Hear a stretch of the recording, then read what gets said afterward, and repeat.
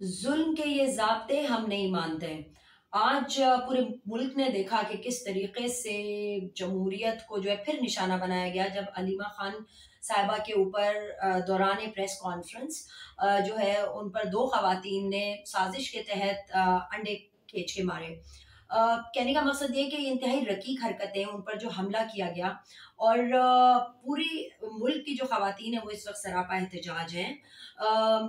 इज़्ज़त ख़वातीन की सांझी होती है और हमें सबको पता है कि जिन लोगों ने ये काम करवाया उन्होंने ही उन ख़वातीन को वहाँ से फ़रार भी करवाया। तो ये जो ज़ालिम जो सर पे आके मुसल्लत हो गए, ये समझते हैं कि कौम हर चीज़ बर्दाश्त कर लेगी, तो ऐसा नहीं है। हमें पता है कि आपने मोहतरमा फ़ातिमा जिन्ना के साथ भी यही सलूक रवा रखा था और अब आप इमरान खान की बहनों अलीमा खान के साथ भी आप ये कर रहे हैं। लेकिन आपको ये दिखाना है और बताना है कि ख़वातीन काफ़ी हैं पाकिस्तान तहरीक-ए-इंसाफ की, इस तरह की ख़वातीन को मुँह तोड़ जवाब देने के लिए।